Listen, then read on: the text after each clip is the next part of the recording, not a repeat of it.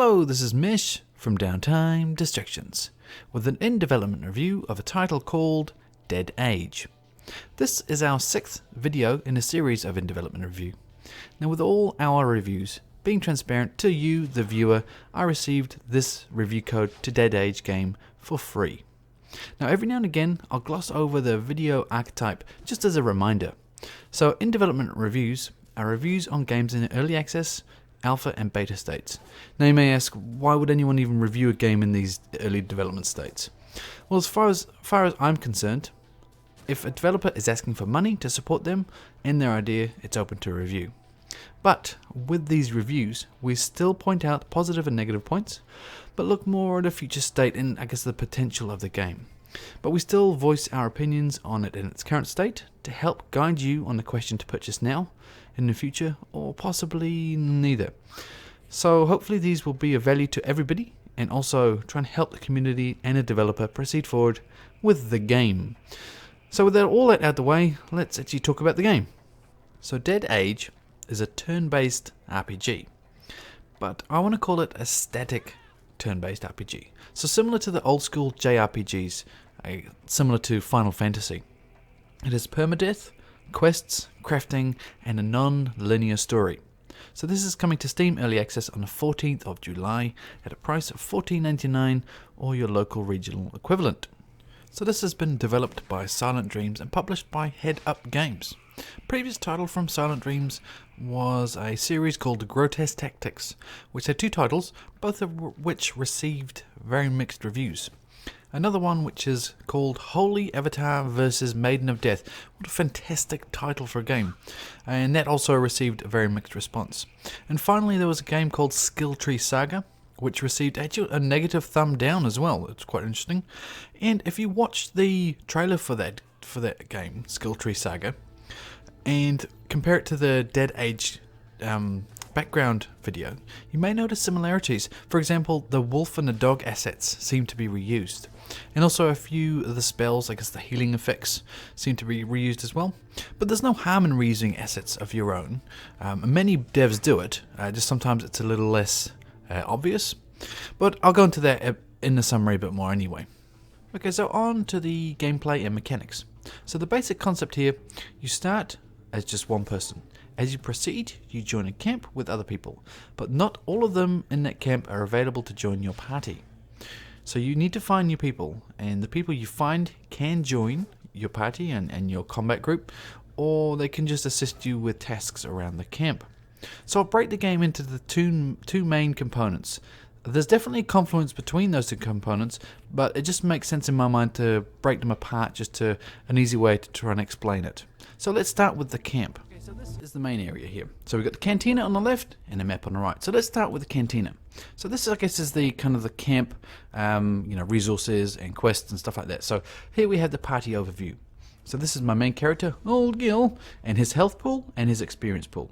Same for Bill here. Bill's a party member who can help me, or I can give him a task in the camp to complete. Same, he's got experience and health. When you max that out, you gain some skill points. You spend them in the skill trees over here. I'll show you that in a second. But what else we have on the screen? We have the zombie threat at the moment, so the current threat to the camp. The current punk threat to the camp, as there's punks around the place as well. And we have the food, the rations that we've received or earned. Same for materials and tools. So these are all earned with quests and also completing, killing zombies and getting rewards, and then taking risk rewards quests as well. So we have an inventory. So in here we have just the gear that we've picked up that kind of goes along with this stuff as well. This is also crafting gear as well. So obviously bullet casings are part of making bullets. We have on the other side over here, we can cycle through the different people. So we can cycle through my main guy and Bill. It's quite intuitive, so it's quite nice actually. We have some stats on the characters here, and we have the items that they've got. What a bit of a downer is I don't like it is, there is no representation on the characters of these items. So if you were to get a cool hat or, a new shirt, you don't see that on the characters. The characters stay looking the same no matter what. I think they really need to change that. But anyway, that's a side point. Okay, so the shop. So you use these materials here to purchase items from the shop if you so wish. If you're running low on health, you can get a med kit, you get a soda. It all helps you out. And what else do we have? Some stats down there, but it's really just basic stats, nothing amazing. The inventory is actually split in two as well. You've got the medical side and the gear side. So that's handy just for organization. So let's look at the combat skills. So here we have, I guess, broken down into certain areas where you want to specialize your characters in. And the light green are just passive skills. The dark green are actually a new ability. So like this one here is Eliminator ability. So that is actually a kind of a leg sweep, so you can knock out a zombie and get them unconscious on the ground for a couple of turns. And it's pretty cool as well. You can really drill down into these areas to really specialize on certain people. You know, someone's got a handgun, you want them to be a handgun specialist. So you know, you go down that track. What I will say is, for the main character, you should just do combat skills, and I think for your party members, you should do combat skills, but also try and get them some job skills. So the job skills, I don't think are worth it for your main character, because you want to be out in the world actually playing the game, where this stuff is more of a task to do whilst you're out in the world. So for example, if you gave Bill a whole bunch of skill points in here, you could say, Bill, go and get me some rations while I go out and fight zombies. And that's cool, because when you return to the camp, he will return as well, and he'll have a whole bunch of food for you. And same for crafting, you can say, I'm going out to kill some zombies, you craft me some items. Because you don't really want to be doing that yourself, because every time you do that, you lose a day, and that can affect your quests. Same for medical. Cunning's a little different. Cunning is a thing where you have some risk-reward scenarios that pop up every now and again. I'll show you that in the combat, and the cunning helps you do your percentage to actually win that risk-reward. What else? We have the jobs. So this is the jobs. This is how you assign people to certain areas. Okay, so let's back to the main screen here and look at the map quickly. So here, the map I think needs a lot of work. I don't think this is a very good way to do it. Not very original. It's been done many times. But what we have here, in essence, is the highway by day and night, and the woods by day and night. So it's the same place, just obviously at night it's more difficult. We have the camp, which is more of a quest area, so if you meet someone new, they come back to your camp, you can come and talk to them here. And sometimes you do get zombies attacking you there, but it's more of a questing area. Okay, so let's jump into the combat and take a look there. So this is the pre-combat area. So as you can see here, I'm on stage 2 out of 20. So when you reach 20, you might get a little bit of a mini-boss, and then that's the end of the area. You can actually just return to the base, but if you do that, you're going to lose a day. Well, it'll just finish the day, and it'll automatically save. And obviously things like that will affect here. So if I did that, then I'd lose a day on that quest. So what we have here, we get frequent finds. So we've got rations, materials, bullet casings, enemies that we're going to fight this time if we go attack, and a bit of information about the status of our team. Okay, so let's go attack and let's start this fight. So as you can see, oh look, they got the first turn, a bit sneaky there. So what we have is our guys on the left here, so with their health, and on the right you see the zombies, and if you mouse over their names up here, it actually gives you a bit of information. So it gives you, I guess, their abilities and their stats. So the Rager can do a few things, work up into frenzy, then attack wildly. Using roundhouse punches, the Rager is able to strike an entire group of opponents. So you need to know the enemy to be able to combat them, because you do have abilities. So let's try Gil for start with. So we have different areas we can specialize in. So as I said, you need to kind of choose one. At the moment we have a basic attack and a breakthrough. So breakthrough lowers their defense attributes, so it's good to do that to start with. So let's do that on the Rager over there. That'll help Bill's attack, because he's more about the shotgun, so his melee is not very good. So that wasn't a bad hit for him there. So now it's their turn to fight. So he did a spit, and we can see as well that debuff is on the Rager that I put on. So now we should be able to do a good hit on him. There we go, that's pretty big. And so now the Rager's nearly dead, and I want Bill to use his shotgun. So I do a shrapnel spray, so then we can start working on that zombie. And what else do we have? Things like, I guess, some interesting things, medics. So what I like to do is really specialize per character. So a really good melee, really good medic, and really good weapons smith, you could say. Anyway, let's go another breakthrough to get the damage up, to get his defense attributes down, and get old Bill do a big hit there. This can get a lot more complicated when you have more characters. So you can have up to 4 characters here, but normally it's a maximum group size of 3, party size of 3. But when you do a quest, sometimes you get another person, or sometimes you find people in the areas and they jump in and help you as well. So that should be the end of him, and let's see what we have got from winning that. We got some gold, so it's crafting material. So we can then say take, and on to the next area. After the fight, you'll sometimes come across these little mini events. Now they're a risk reward system, so you can say yes I'll do it or no I won't. So this one, for example, is you find a crate. It has some foul odor coming from it, so I mean you can make the call. It really depends on the level of your characters as well, because one of the abilities helps you with things like this. So should we try and open it or leave it? Let's try and open it, see what happens. So try to open, so you get to choose who opens it. So this is where the cunning ability would help. So Gil has a 50% chance, so let's see what happens. Gil approaches the crate, and wait, and phew, it wasn't easy, but he did it. So I got a reward. That's not too bad, it's usually some sneakers. But sometimes you'll get damaged, sometimes if you fail you'll alert some zombies and you have to fight them off. And you'll get these, I guess, once every, it's normally every 2 waves that I've been seeing it. So yeah, pretty frequent, but there's many different types of them. Wanted to, I guess, briefly touch on the options menu. So what we have at the moment, settings, we have music controller and an effects controller. Nice to have those in separate sliders. We have 2 languages. I see they do have gamepad support coming in the future, and this is on the Unity engine. So if you're familiar with the engine, when you start the game it'll pop up and give you an option of effect quality and resolution and full screen or not. So I won't show you those options, but it's the standard Unity options on the graphics when you start the game, but nothing in here. It's always good to tie those in here as well. I know some devs have done that, but not this one at the moment. So it would be nice to have more in here, but at the moment it is functional, but definitely lacking.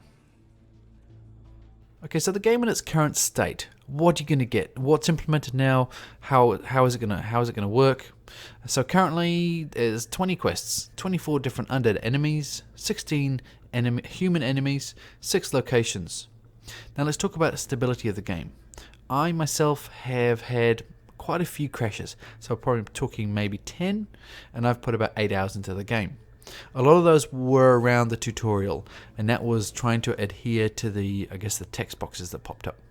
Now the thing is, I'm not going to say this is widespread by any stretch of the imagination, because there's so many different variations with PC gaming, you know, from different OS, different motherboards, different graphics card, different antivirus.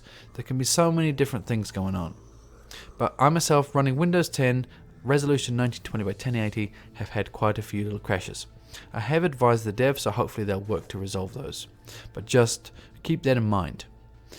Early access is early access, of course. Okay, so what future things do they want to implement? So the future state of the game, what is on their roadmap? So we'll have more classes to play. So each time you play, you unlock more abilities for the main character. So with that as well, at the moment all the classes are locked out initially for your main character, but you will be able to choose from soldier, medic, bodyguard, engineer. So it'll be more a specific role for your main character. At the moment as well, just to let you know, when you finish your, I guess if you die, you want to start again, you will get a couple of talent points kind of roll over to your new game, just to help with that permadeath, I believe. So what else? We're looking at gamepad support. Not sure why really for this game, but anyway, that's what they've mentioned. More survivors, that would be definitely a requirement. More quests, achievements, additional scenery, enemies, different endings, improved balancing. This is going to be in early access for around about 3 months. So always note, price will increase when this leaves early access, so always keep that in mind. Now, if you do pick this title up, before I forget, voice your opinions in the forums. There's no point picking up a game like this and not saying anything, not giving your opinion. The whole point is for you to be involved. So if you pick it up, you like it or you don't like it, either way, let them know. Obviously, be constructive, don't just flame them. But yeah, jump into forums, slam those forums with all the information you can, and let's build on this game. So here are my suggestions for this game going forward. A lot of my concerns have been raised in the, I guess, the future state I just mentioned. But so yeah, so more survivors, more enemy types, more quests, even just making it so the enemies don't look exactly the same. Because that was my very first level. There was, I think, 2 or 3 zombies that looked exactly the same. Same clothes, same animations, and I just kind of feel sometimes it's good to not look like that. Okay, so what else? Customize the characters. So if you pick up a hat, or you pick up some pants, or you pick up a shirt, when you put those items on, it has no effect currently in the game. I like to see it so when you do, the character changes. More abilities on the characters. That's always, just add more complexity to the game. Revamp that map selection screen, so instead of having those photos, I don't know if you could do it a different way. It just seems that the map in the background is completely redundant, and even the photos, it seems just, I don't know, I just didn't seem to like it. Access more people sooner. This ties in with the next one. So the combat initially, for me, I thought it was very banal. I mean, but because of the type of game it is, because it's permadeath, you're going to experience the start probably the most frequently, and that's, for me it's not too bad because I'm stubborn as an old mule, and I'll keep playing the same game because I want to get past it till my fingers bleed. But it will put a lot of people off. Now the thing is, so you're repeating the same start over and over again with that permadeath. And the start, you have limited amount of characters, you have limited amount of talent points, you have limited amount of abilities. So, I can really see that being a problem for a lot of people. They're like, well, I've done this 2 or 3 times already. I'm going to do the same thing for an hour. It's going to be very boring. And it makes the combat boring too, because you're doing the same thing so many times initially without too many abilities. So I don't know how they can change that. I mean, they've addressed things in here of, adjusting the balance of the game, and I think that is a major area they need to look at. So changing the balance where initially the area you're going to spend your most time in isn't really boring. You need to be able to give them something to start with, maybe more people or something, but definitely that has to change. Okay, so just to summarize my thoughts on this, it's obviously early access, so this can all change, but at the moment I'm just, I have major concerns about the replayability of this title. And it has many good points. I always love post-apocalyptic games, and I think the idea in this game is solid, and the combat can be solid, but it just, as I said, it's very repetitive. And especially to start, when you don't have many characters to help you, you don't have many weapons, you don't have many abilities, you're just using the same attack over and over again, then you might get to a point and you die, and you have to restart again, and you're going to have to go through that same boring start again and again and again till you get it right. Obviously sometimes you might just get through once, and then you might even finish the game on the first go. That's awesome, but for a lot of people, they will die, they'll need to redo it. And also, when this is in early access, you might even lose your saved games as well. So it's all just really something to bear in mind. So graphically, I think it's okay. Audio, it's got not a bad soundtrack, but once again, it kind of gets a bit repetitive. And the gameplay, I like how it's split up into the combat, into the camp, the inventory. It seems to work quite well. I just fear that repetitive combat is going to be a bit of a pain for a lot of people. Now this is early access, so this can all change, and that's the point of this review, is that we give them the feedback so that they can make a change for the positive. And obviously, of course, to advise you guys, the viewer, just about the state of the game. And maybe with this one, be a bit cautious. Maybe we should wait until they kind of fix that balance. But this will appeal to a lot of people. Post-apocalyptic, zombies, combat, crafting. It definitely has really cool stuff in it. I just think the balance needs to be tweaked a fair amount, and that will be the main concern. But yeah, still definitely one to look out for. A lot of potential here, and I wish these guys all the best. So I hope this has been of value to you guys. I hope you've enjoyed the video. I've enjoyed playing the game and also doing the video. Please leave me some feedback below and subscribe, as it really helps us out. And thumbs up if you did like it, obviously thumbs down if you didn't. And I'll see you next time.